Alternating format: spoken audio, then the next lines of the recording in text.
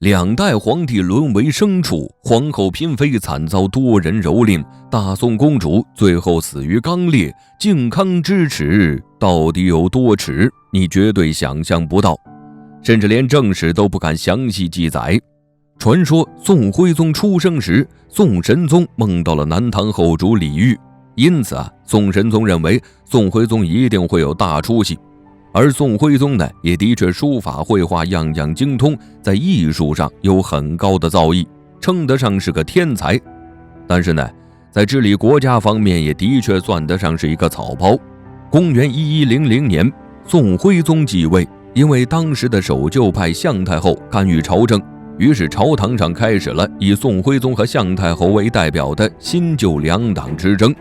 但不到1年，向太后就去世了。自此，宋徽宗独揽大权。执政期间，宋徽宗听信奸臣的谗言，竟然任用蔡京为相。这个蔡京呢，是出了名的奸佞小人，擅长舞拳弄术，投机取巧，常常劝说宋徽宗及时行乐，因此很讨宋徽宗的欢心。之后呢，更是打着新法的名义，为非作歹，欺上瞒下，公然买卖官职。甚至呢，经常找各种借口私自征收赋税，搞得民不聊生。此后，在北方开始爆发小规模起义。公元1119年，宋江等36人于梁山泊正式起义。他们在梁山泊利用复杂的地形，击杀了前来镇压的宋军。之后，辗转山东、河南、河北一带，所到之处没有一兵一卒敢反抗。期间呢，宋徽宗多次下诏招降，但宋江都不理会。直到公元1121年，宋江起义军转攻海州，在这里起义军遭到了海州知州军队的埋伏，起义军死伤无数。就在准备撤退时，后路呢又被宋军切断。在这走投无路的情况下，宋江只有认命，率领剩下起义军投降宋朝，成为宋朝官军中的一部分。除了宋江起义军外，影响最大的还是方腊起义军。当时呢，因为宋徽宗沉迷于收藏花石竹木，便在江南设置了一个政府机构，专门搜刮百姓的奇珍异宝，运回皇城。这一行为呢，很快点燃了百姓的怒火。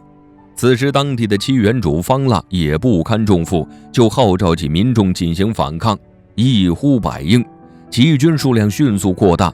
在攻克了几座城池后，势力竟发展到了近100万人，惊动朝廷。宋徽宗连忙下诏，要求各地尽全力围剿起义军。在宋军的强势绞杀下，方腊起义军于公元1121年被镇压。虽然国家恢复了平静，但宋徽宗呢，并没有吸取教训，依旧保持穷奢极欲的作风，纵容奸臣，祸乱朝纲，这也加速了宋朝的灭亡。论起卖国求荣，只怕慈禧也得叫宋徽宗一声老大。宋徽宗究竟做了什么，至今仍遭受世人唾骂。早在国内爆发起义军时，国外的局势也在发生变化。公元1111年，辽人马直向宋徽宗献上灭辽之策，就是让宋徽宗与女真结盟，这样呢，就可以夺回后晋割让给辽的燕云16州。宋徽宗听闻后十分开心，给马直大加赏赐。没过几年，女真建立了金朝。宋徽宗自认为时机成熟，便派人出使金朝，提出结盟。双方协定共同出兵夹击辽朝，而灭辽后呢，燕云地区可以归还给宋朝，但宋朝需要将每年上贡给辽朝的岁币转交给金国，史称海上之盟。由于宋朝开国以来呢，就是重文轻武，到宋徽宗时期已经没有拿得出手的军队了。最后还是金朝出力做了宋朝那份工，才得以灭掉辽。因此，金朝提出要向宋朝每年加收100万贯钱。因为战争的摧毁，宋朝即使收回了燕云地区，也只是得到了一座残旧不堪的空城。公元1126年，金太宗决定出兵宋朝。此时的宋朝呢，就薄如一张纸，轻轻一碰就破了。面对如此强盛的金兵，宋徽宗直接被吓昏了，群臣赶紧灌药掐人中，宋徽宗才得以清醒过来。醒过来后的第一件事就是要来纸和笔，连忙传位给儿子赵恒。赵恒就这样被拱上了王位，成为了宋钦宗。与宋徽宗不同，宋钦宗一上任就处置了蔡京等奸臣，并重用武将李纲。在忠臣李纲的拼死抵御下，金人久久攻不下开封。于是呢，金兵将领改变策略，实行招降政策。此时，朝廷重臣李邦彦开始劝说宋钦宗割地求和。此言一出，遭到了李纲的反对。李纲认为，此时金军孤军深入，可以尝试一战。但宋钦宗呢，只想求和，于是派人前去和金兵谈判。金军的条件可不简单，割地赔款，送金银财宝和人质，样样都足以压垮宋朝。在李纲的反对声中，宋钦宗也有些犹豫，于是询问起宋徽宗的意见。宋徽宗呢，二话没说，让他赶紧答应。但国库早已空虚，哪儿还有什么财宝啊？于是下令在全国百姓家中搜刮，全国上下人人自危。此时康王赵构听闻了送人质的消息，便主动向宋钦宗请求前去金国做人质。最终宋钦宗满足了金军的条件，求得暂时的安宁。宋朝真就这样太平了吗？历史都不愿详细记载的靖康之耻又有多耻呢？接下来我们继续说说，公元1127年，金人再次对宋朝发起进攻，要求宋朝割地赔款。地还有，但钱呢，早已经搜刮完了。宋钦宗抠破脑袋也弄不到那么多钱呢。实际上，金朝想要的当然不是钱，而是宋朝的女人。于是呢，向宋徽宗两父子提出可以用女人来抵债。于是宋徽宗两父子搜罗了上千名女子献给金人。金人又怎么会满足，又要求献上皇宫中的女人，用皇宫中的女人来抵押剩下的债。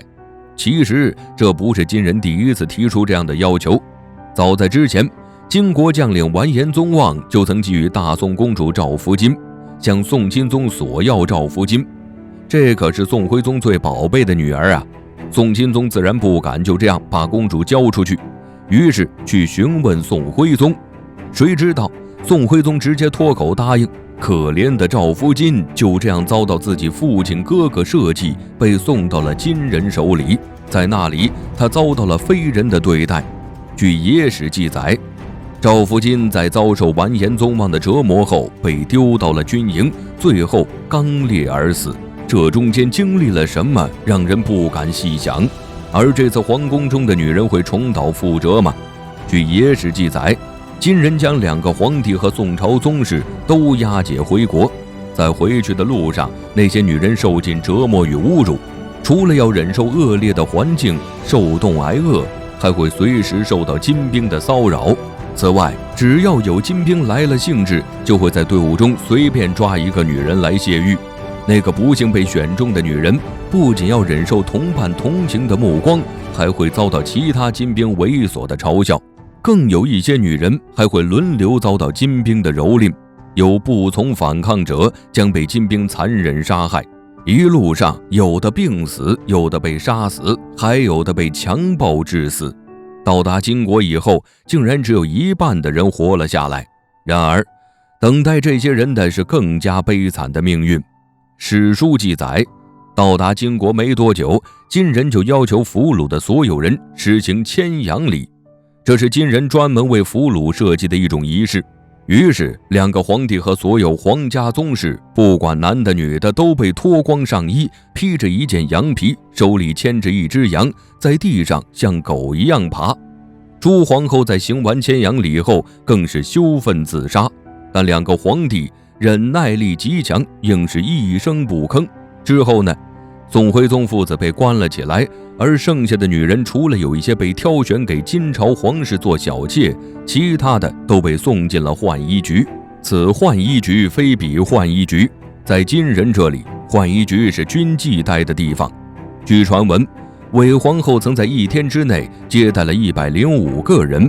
当然，韦皇后并不是唯一的受害者，在这之中，有的人为了活命忍受了下来，有的人不堪侮辱自尽而亡，还有的人甚至连自杀都做不到。总之，金人的恶行实在是令人发指。